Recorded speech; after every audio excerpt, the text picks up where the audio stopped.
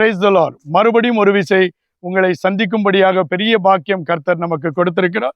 இன்றைக்கும் ஆண்டவர் உங்களுக்கென்று கொடுத்த வார்த்தையை உங்கள் மத்தியில் வைக்க ஆசைப்படுகிறேன். யோவான் 15ஆம் அதிகாரம் 5ஆம் வசனத்தின் கடைசி பகுதி, என்னை அல்லாமல் உங்களால் ஒன்றும் செய்யக்கூடாது.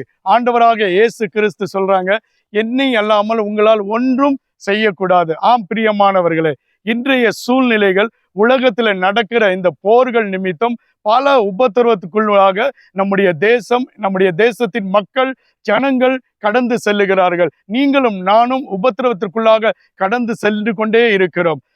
பல மாதங்களுக்கு முன்பாக யுக்ரைன் ரஷ்யாவின் போர், ஆனா இப்பொழுது சில நாட்களாக ஈரான், இஸ்ரேல், மேலும் அமெரிக்கா நாடுகளுக்குள் நடக்கிற இந்த போர்கள் நிமித்தம் விலைவாசி உயர்வு ஒரு பக்கம் எல்பிஜி கேஸ் குறைவு, தட்டுப்பாடுகள், இப்படிப்பட்ட சூழ்நிலைகளை கண்டு பல உபத்திரவங்கள், பல கஷ்டங்கள், பல நெருக்கங்கள் நம்மளை சோதித்து கொண்டே இருக்கிறது. நாம் பார்க்கும்போது நம்முடைய குடும்பத்தை குறித்த கவலை, இனி எதிர்காலத்தின் வேலை வாய்ப்புகள் எப்படி இருக்குமோ, நம்முடைய பிள்ளைகளுடைய எதிர்காலம் எப்படி இருக்குமோ, இந்த போர் இன்னும் நீடித்திருந்தால் என்ன நடக்குமோ என்று. ஆனால் வேத வசனம் சொல்லுகிறது, உலகத்தில் உங்களுக்கு உபத்திரவம் உண்டு.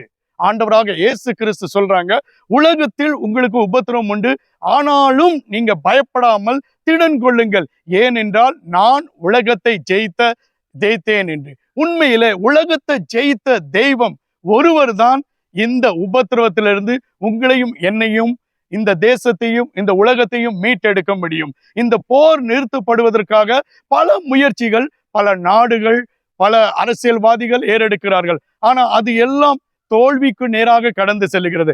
நாம் ஜெபிப்போம், இயேசு சமூகத்தில் மன்றாடுவோம். உலகத்தை ஜெயித்த தெய்வம் ஒரு சமாதானத்தை நிச்சயமாக கொடுப்பார். விசுவாசிப்போம், கர்த்தர் பெரிய காரியங்களை செய்வார்.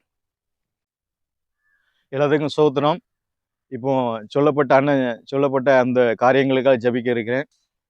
தேவன் இல்லாமல் ஒரு காரியம் நடக்க போறதில்லை. தேவன் வெளிப்படுத்துகிற அந்த கடைசி காலங்கள், யுத்தங்கள் நடக்கும், தேவன் சொன்ன வார்த்தை. ஆனாலும் இந்த சில யுத்தங்களுக்காண்டி சில செவ விண்ணப்பம் இருக்கு. இஸ்ரேல், ரஷ்யா, உக்ரைன், அமெரிக்கா, சில போராட்டங்கள், சில யுத்தங்கள், ரத்தம் சிந்தது அநேகமா நடக்கு. இந்த தேசத்துக்காண்டி நம்ம ஜெபிக்க இருக்கிறோம். இந்த தேசத்தில் நடக்கிற காரியங்கள் தேவன் இறங்கி வந்து அந்த சமாதானம் கொடுக்க வேண்டும். அங்க இருக்கிற மக்களுக்காண்டி ஜெபிக்கிறேன். அந்த மக்கள், அந்த இஸ்ரேல், ஈரான், அமெரிக்கா, அங்க இருக்கிற தலைவர்கள் அவங்கள் சமாதானத்தை கட்டளையிடும்படி, அந்த யுத்தம் நிறுத்தப்படும்படி நான் ஜெபிக்கிறேன்.